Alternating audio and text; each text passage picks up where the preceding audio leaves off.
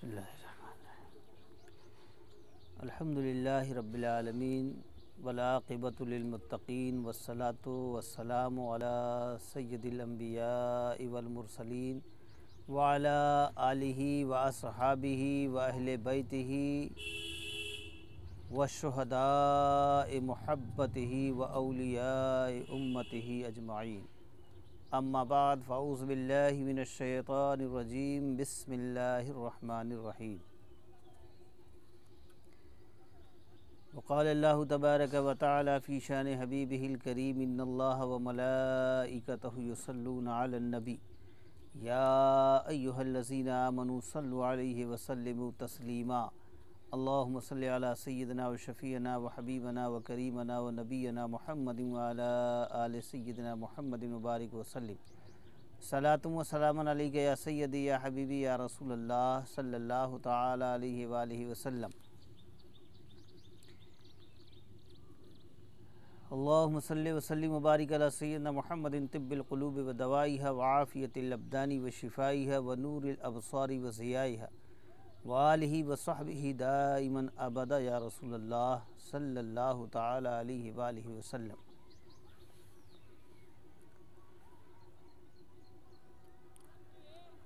राह तसव्वुफ़ में एक दुर्वेश कामिल हज़रत सैयदना शम्स तबरेज़ रज़ी अल्लाह ताला अन्हु ने जो एक आरिफाना सूफियाना बयान फरमाया है इश्क के ताल्लुक़ से कि आपने उसमें इश्क के 40 उसूल रखा है, तो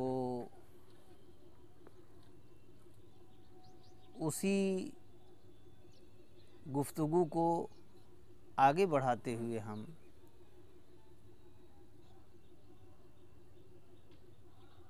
जो माज़ी में पार्ट 5 तक बयान किया जा चुका है, अब हम उसके आगे से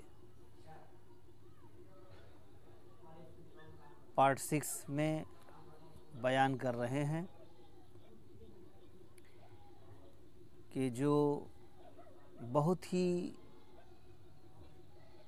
अनमोल और बहुत ही कीमती बातें हैं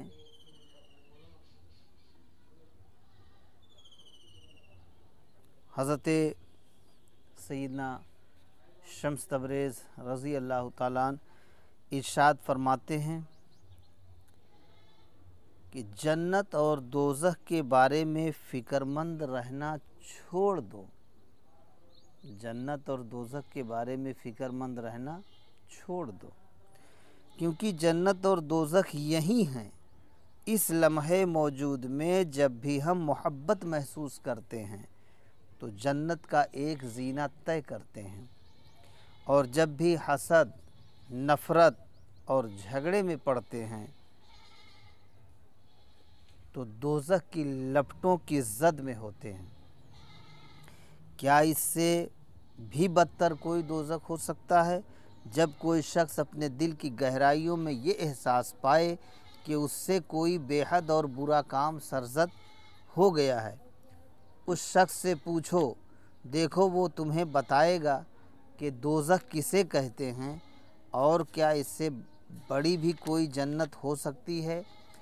जब किसी शख्स पर ख़ास लम्हात में वो सुकूनत नाजिल होती है, जब उस पर कायनात के दरीचे कुशादा होते हैं और इंसान अपने रब के साथ क़ुर्ब की हालत में अबदियत के असरार से हमकिनार होता है, पूछो उस शख्स से, वो तुम्हें बताएगा कि जन्नत क्या होती है।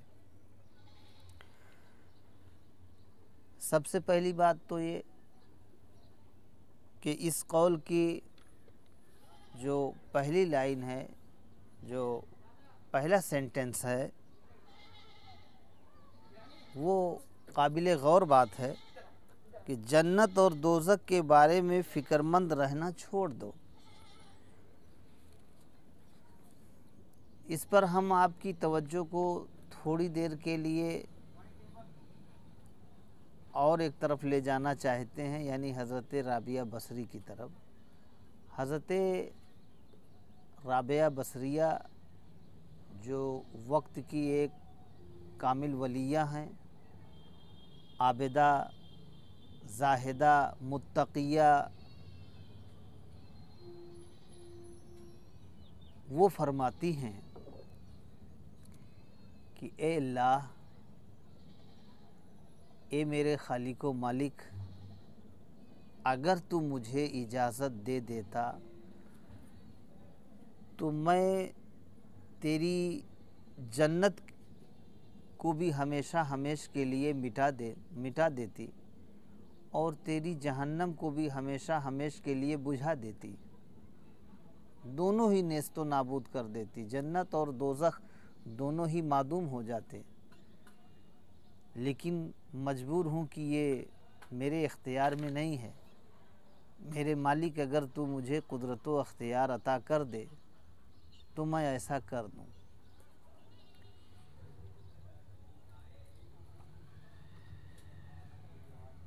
और वो इसलिए कि ए मेरे अल्लाह, ए मेरे मालिक मौला, कि जब ये दोनों ही चीज़ें न रहेंगी, न जन्नत और न जहन्नम, तो अब जो तेरे बंदे तेरी बंदगी करेंगे, तेरी हम्दो सना करेंगे, तेरी इबादत करेंगे, तुझे याद करेंगे, तो वो जन्नत की लालच में और दोज़ख के डर से नहीं। और दरअसल इबादत का असल मकसद यही होना भी चाहिए, यही हक़ है। लेकिन आज हमारे मुआशरे का, आज हमारी आवाम का, आज हमारी कौम का बड़ा ही बुरा हाल है कि हम जो इबादतें करते हैं, जो उसकी हम्दो सना करते हैं, उसकी बंदगी करते हैं, तो जन्नत में जाने के लिए, यानी जन्नत की लालच दिल में होती है और जहन्नम से बचने के लिए गोया जहन्नम का डर, जहन्नम का खौफ दिल में है। तो दरअसल दिल से यही दोनों चीज़ों को निकालना ही ज़रूरी है कि जन्नत की लालच दिल से निकल जाए और दोज़ख का खौफ भी दिल से निकल जाए।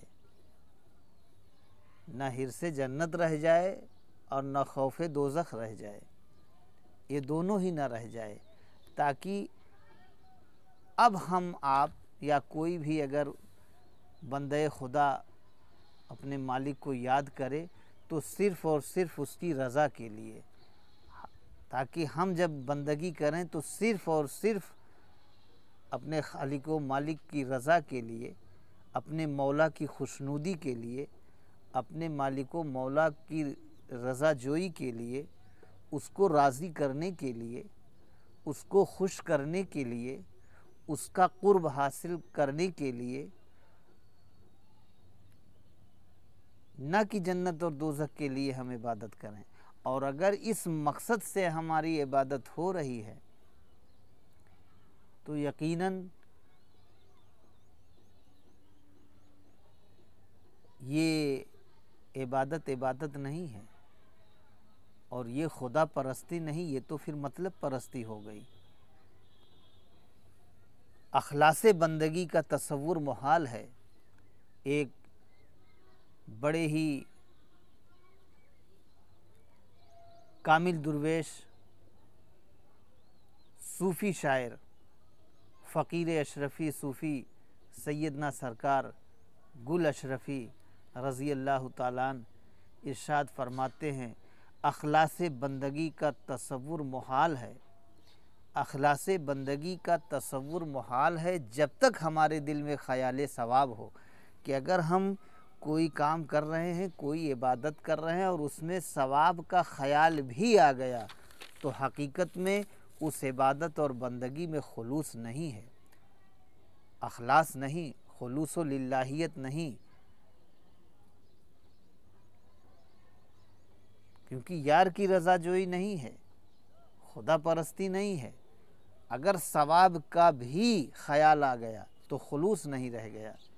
अल्लाह अकबर। अखलास बंदगी का तस्वुर मुहाल है जब तक हमारे दिल में ख्याल सवाब हो।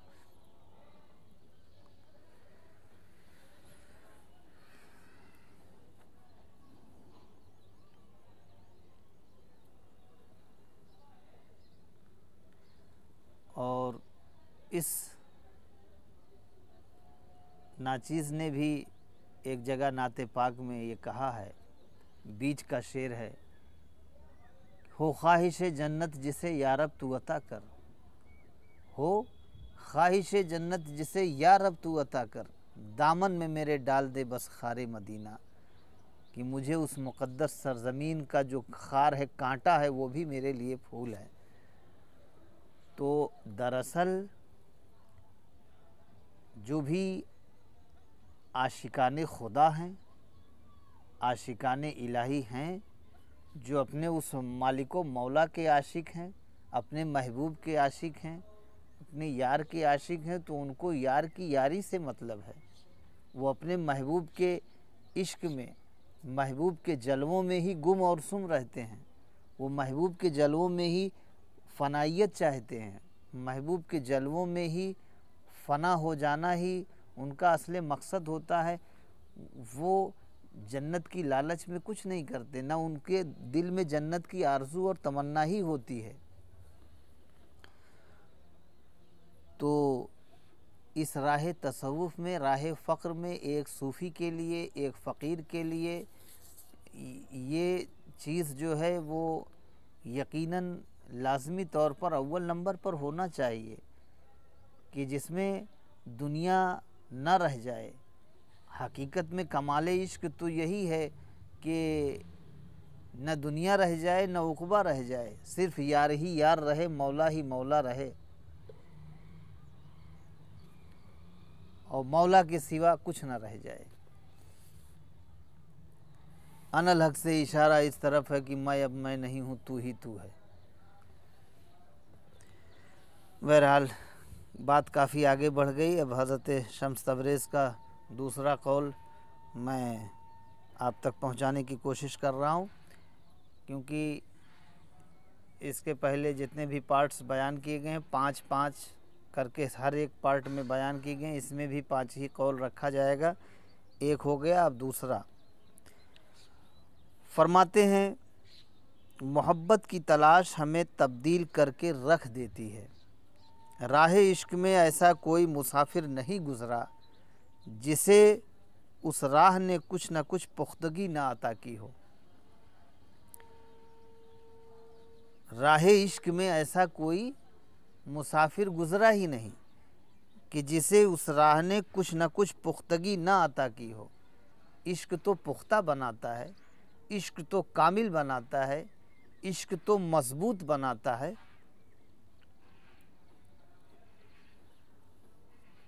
जिस लम्हे तुम मोहब्बत की तलाश का सफ़र शुरू करते हो, तुम्हारा ज़ाहिर व बातिन तब्दीली के अमल से गुज़रना शुरू हो जाता है। जिस लम्हे तुम मोहब्बत की तलाश का सफ़र शुरू करते हो, तुम्हारा ज़ाहिर और बातिन तब्दीली के अमल से गुज़रना शुरू हो जाता है। कि जब आदमी मोहब्बत की तलाश शुरू कर देता है या मोहब्बत के रास्ते पे चल पड़ता है, मोहब्बत की मंजिलों को तय करने लगता है, तो उसकी ज़िंदगी में ज़ाहिरी तब्दीली भी नुमायाँ हो जाती है और बातिनी तब्दीली भी नुमायाँ होने लगती है।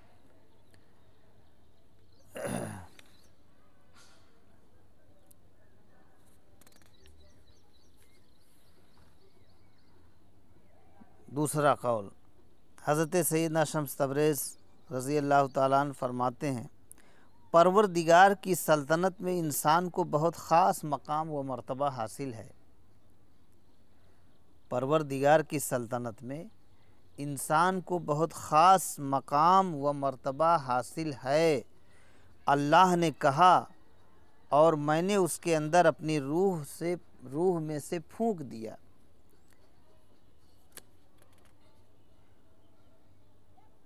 हम में से हर एक को उस काबिलियत के साथ पैदा किया गया है कि वो उसका खलीफा बन सके, अल्लाह ने आदम में यानी इंसान में अपनी रूह को फूंका है, व नफ़ख्तु फ़ीहि मिन रूही, तो उसका खलीफा बन सके। अपने आप से पूछो कि क्या तुम्हारे आमाल उसके खलीफा जैसे हैं? हम अपने दिल पे हाथ रख कर ख़ुद अपने आप से पूछें।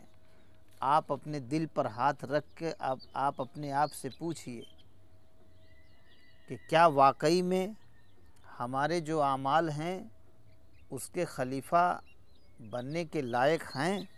याद रखो कि हम पर लाजिम है कि हम उस रहमानी रूह को जो हम में फूंकी गई है उसको अपने अंदर दरियाफ्त करें, पहचानें और उसके साथ जिएं।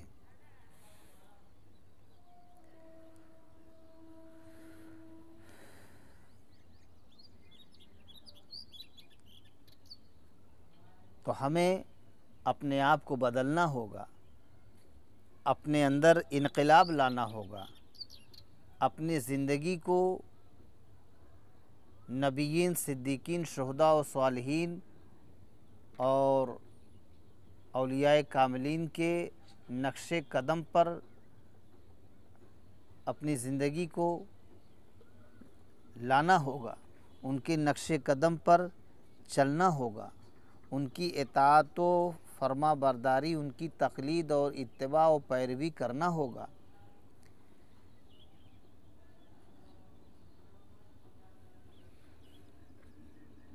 जैसे जिस्म और रूह दोनों का एक दूसरे के साथ बड़ा गहरा संबंध है कि जिस्म अपने बका में, अपने बाकी रहने में रूह की मोहताज है।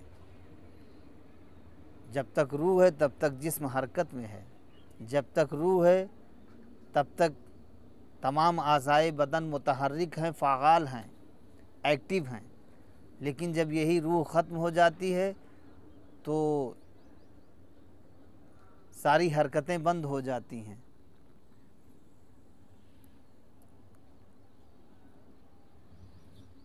तो जैसे हमारे जिस्म के लिए जिस्मानी ग़िज़ा ज़रूरी है कि उस जिस्मानी ग़िज़ा से हमें एनर्जी मिलती है, ताकत मिलती है, तो वैसे हमारी रूह के लिए भी हमें रूही ग़िज़ा की ज़रूरत है। अब रूह के लिए रूही ग़िज़ा क्या है?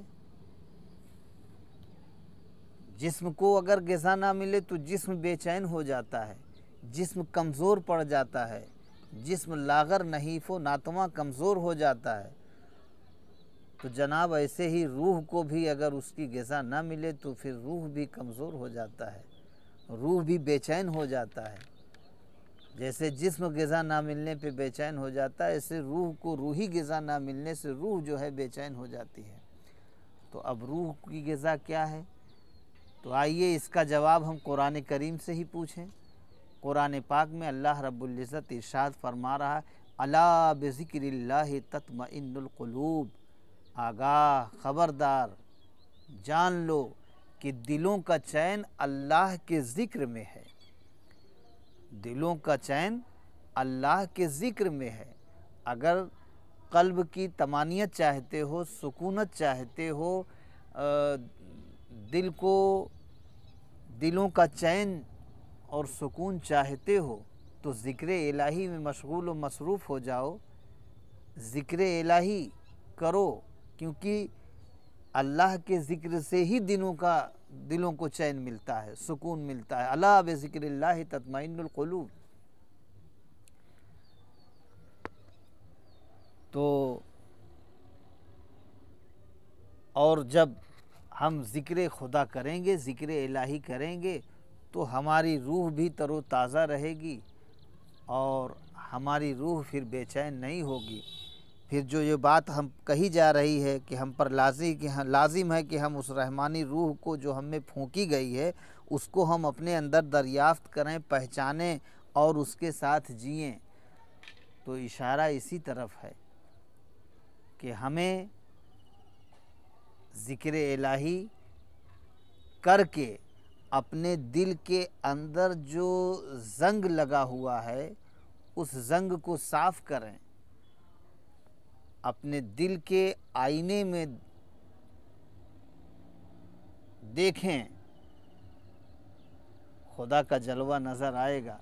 लेकिन उसके लिए पहले हमें उस दिल के गोशे को आईने की तरह साफ और शफ़ाफ़ करना होगा, ताकि उसमें जो थोड़ा सा कुदूरत है, वो सारी चीज़ें जो कसाफत है वो दूर हो जाए ज़िक्र इलाही के ज़रिए।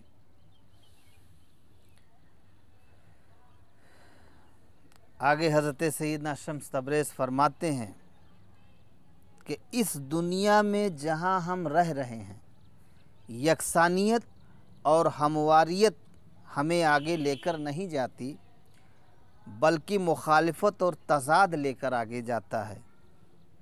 और दुनिया में जितने भी मुतज़ाद उमूर हैं वो सब हम में से हर एक के अंदर भी पाए जाते हैं।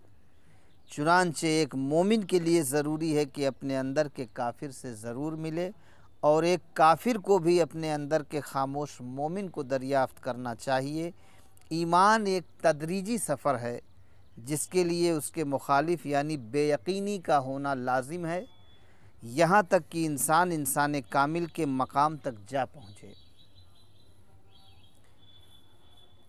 हज़रत सैयदना शम्स तबरेज़ अलैहि रहमतुर रिज़वान का दूसरा कौल, जो आज की नशिस्त का आखिरी कौल होगा, फरमाते हैं ये दुनिया उस बर्फ़ानी पहाड़ की तरह है जहाँ बुलंद की गई हर आवाज़ पहाड़ों से टकरा कर बाज़ गश्त की सूरत में वापस हम तक पहुँचती है। जब भी तुम कोई अच्छी या बुरी बात करोगे तो तुम तक वापसी ज़रूर पलट कर आएगी, वो आवाज़ ज़रूर पलट कर आएगी, अच्छी हो या बुरी हो, वो आवाज़ हम ही तक पलट कर वापस आना है। चुनांचे अब अगर तुम किसी ऐसे शख्स के लिए बुरे कलिमात मुँह से निकालो जो हर वक्त तुम्हारा बुरा सोचता रहता है, तो ये उस मामले को और भी गंभीर बना देगा और तुम मनफी क़ुव्वतों के एक ना ख़त्म होने वाले चक्कर में घूमते रहोगे। बजाय इसके कि तुम उसके लिए कुछ बुरा कहो, 40 दिन तक उसके लिए अच्छा सोचो और अच्छी बात मुंह से निकालो। तुम देखना कि 40 दिन के बाद हर शय मुख्तलिफ महसूस होगी, क्योंकि तुम पहले जैसे नहीं रहे और अंदर से तब्दील हो गए।